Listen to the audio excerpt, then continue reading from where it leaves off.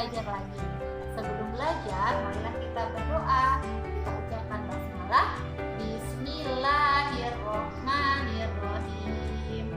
Selamat menyaksikan video dari Ustazah.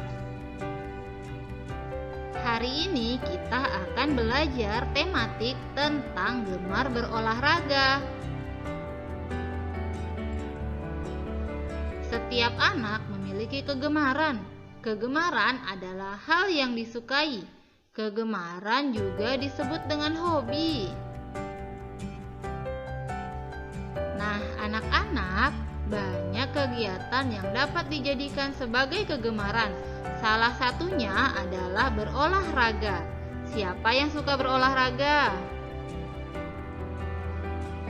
Dalam sebuah hadis riwayat Muslim disebutkan, orang yang beriman yang kuat lebih baik dan lebih dicintai oleh Allah daripada orang yang beriman yang lemah. Nah, barang siapa yang ingin dicintai oleh Allah, maka kita harus menjadi orang beriman yang kuat. Salah satu caranya untuk menjadi orang yang kuat, kita harus rajin berolahraga, karena berolahraga akan membuat tubuh kita menjadi kuat. Apa saja macam-macam olahraga? Ada yang tahu anak-anak? Nah, yang pertama, olahraga yang paling mudah adalah lari. Lari bisa dilakukan di mana saja anak-anak. Di tempat yang aman pastinya ya, tidak boleh di tepi jalan karena berbahaya. Selanjutnya sepak bola. Biasanya anak laki-laki suka bermain sepak bola. Sepak bola adalah salah satu olahraga bersama teman-teman yang sangat menyenangkan. Selanjutnya adalah senam. Senam bisa dilakukan di rumah, di sekolah, ataupun di tempat senam lainnya.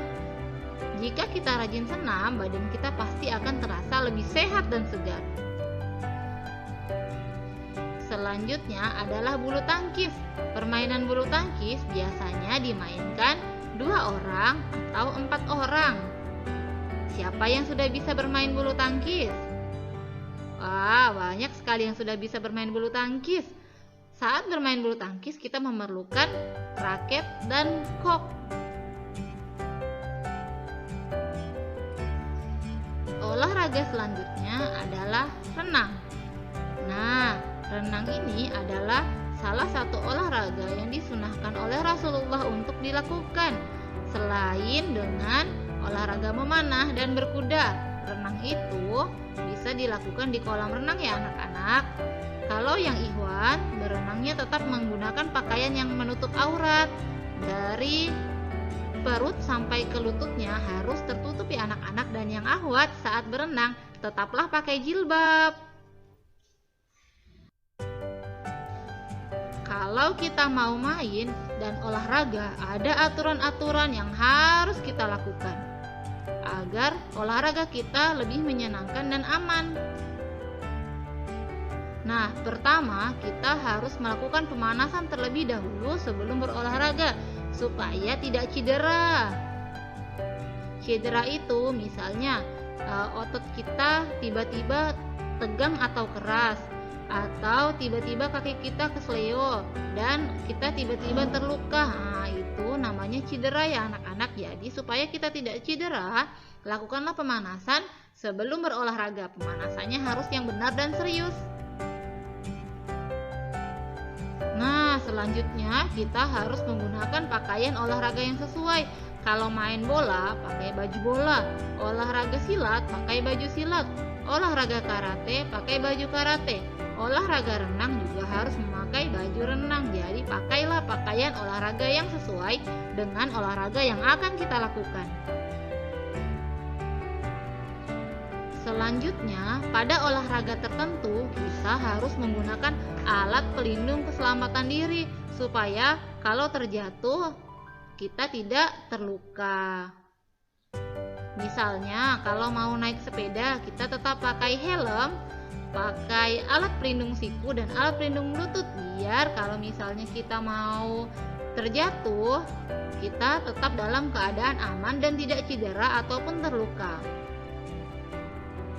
Selanjutnya, saat berolahraga harus dilakukan dengan hati-hati yang anak-anak agar kita tetap aman dan teman-teman di sekitar kita yang ikut berolahraga juga tetap aman.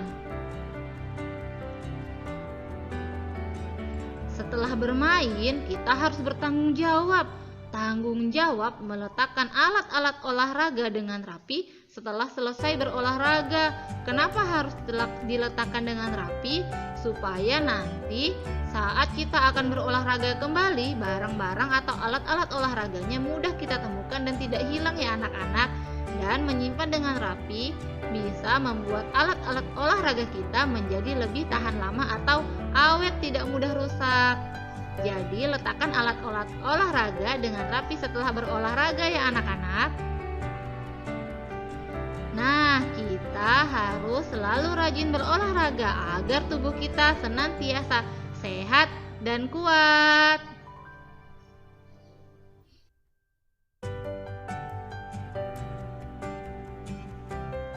Anak-anak, hari ini kita akan belajar tentang bunyi.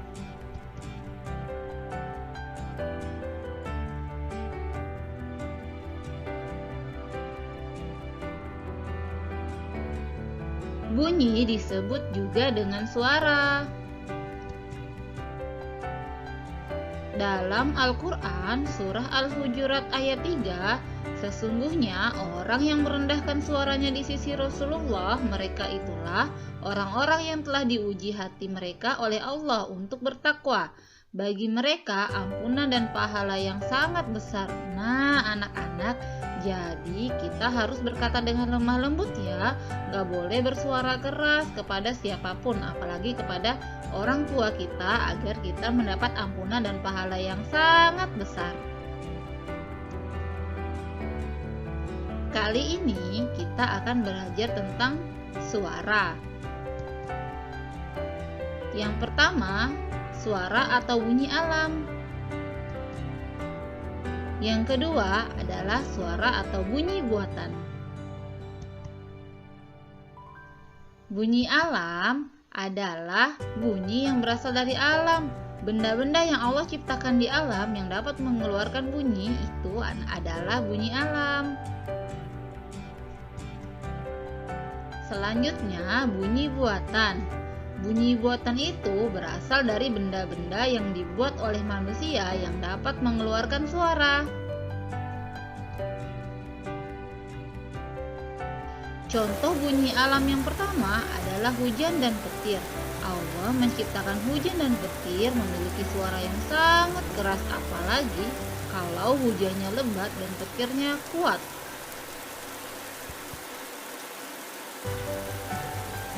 Selanjutnya, Allah juga menciptakan angin. Apabila angin bertiup terlalu kencang, maka angin akan menimbulkan suara yang sangat besar.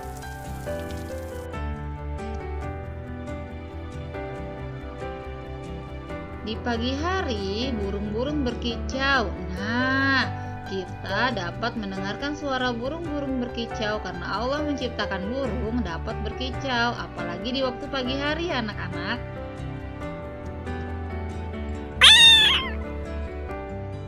Selanjutnya, kucing. Masya Allah, kucing itu adalah hewan yang Allah ciptakan dapat berbunyi.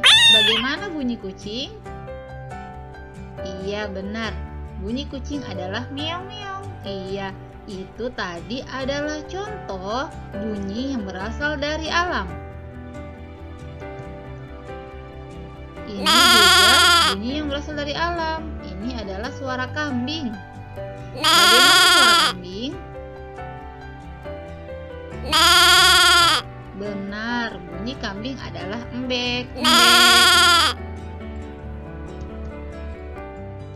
Kalau tadi kita belajar bunyi alam, sekarang kita belajar bunyi buatan. Nah, bunyi buatan tadi adalah bunyi yang berasal dari benda yang diciptakan oleh manusia. Contoh yang pertamanya adalah meniup peluit. Saat meniup peluit, peluitnya akan berbunyi. Peluit itu dibuat oleh manusia dan ditiup oleh manusia.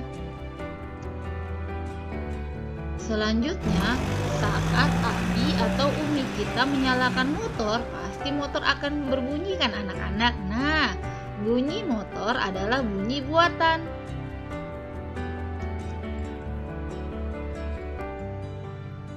Saat ustazah menelpon kalian saat mau video call wafa, HP kalian juga pasti akan berdering kan anak-anak? Nah, HP yang berdering itu adalah contoh dari bunyi buatan.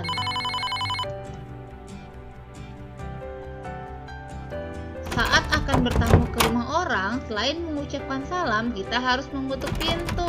Nah, suara ketukan pintu itu adalah salah satu contoh bunyi buatan. Nah, ada banyak benda di sekitar kita yang dapat menghasilkan bunyi buatan. Ayo kita cari tahu lagi benda apa saja ya yang bisa menghasilkan bunyi. Ayo cari tahu anak-anak. Nah, anak-anak, hari ini kita akan belajar tentang menjumlahkan dua bilangan.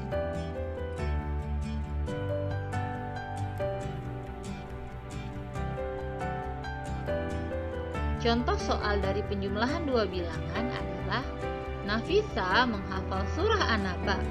Kemarin Nafisa menghafalkan 4 ayat. Hari ini Nafisa menghafal 4 ayat lagi. Jumlah hafalan Nafisa kemarin dan hari ini adalah berapa ayat? Kemarin Nafisa menghafal 4 ayat. Ditambahkan, hari ini Nafisa menghafal 4 ayat lagi. Jadi, jumlah ayat yang Nafisa hafalkan kemarin dan hari ini adalah 4 ditambah 4. Berapa? Ayo dihitung 4 ditambah 4. Benar, 4 ditambah 4 jawabannya adalah 8.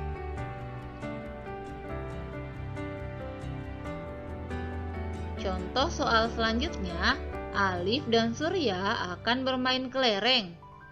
Alif membawa 5 buah kelereng dan Surya membawa 4 buah kelereng. Jumlah kelereng mereka adalah berapa buah? Alif membawa 5 buah kelereng. Ditambahkan dengan kelereng Surya ada 4 buah. Jumlah kelereng mereka berdua adalah 5 ditambah 4. Berapa anak-anak 5 ditambah 4? Ayo kita hitung.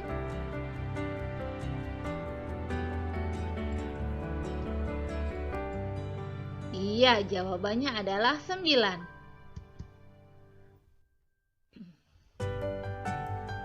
Setelah selesai bermain bulu tangkis, Aska mengemaskan kok bulu tangkis karena Aska adalah anak yang bertanggung jawab. Aska memasukkan 3 kok ke keranjang yang berwarna merah dan 2 kok lagi ke keranjang yang berwarna putih. Jumlah kok Aska semuanya adalah berapa buah?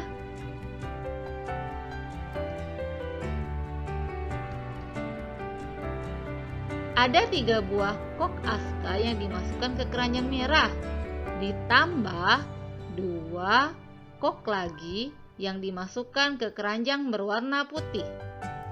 Jadi, jumlah kok Aska semuanya adalah 3 ditambah 2. Ayo dihitung berapa jawabannya 3 ditambah 2.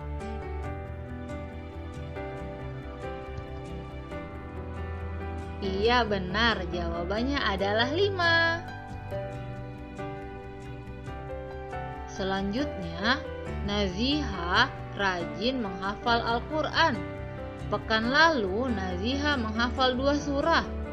Pekan ini, Naziha menghafal 4 surah lagi. Nah, jumlah surah yang Naziha hafalkan dalam 2 pekan adalah berapa surah ya anak-anak?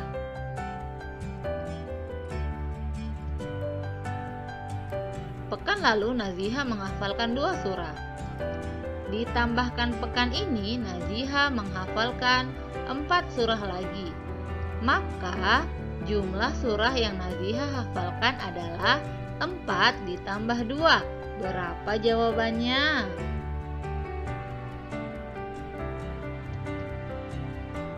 Iya, jawabannya adalah 6.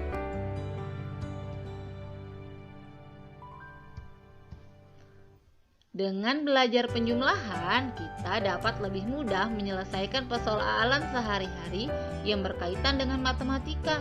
Jadi, kita harus rajin belajar berhitung ya anak-anak, karena berhitung ini, terutama penjumlahan itu, sangat bermanfaat untuk menyelesaikan masalah kita yang berkaitan dengan masalah sehari-hari.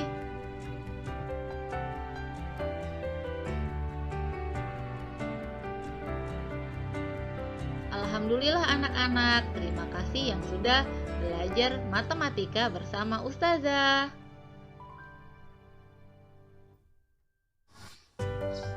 Terima kasih anak-anak yang sudah menyaksikan video dari Ustazah.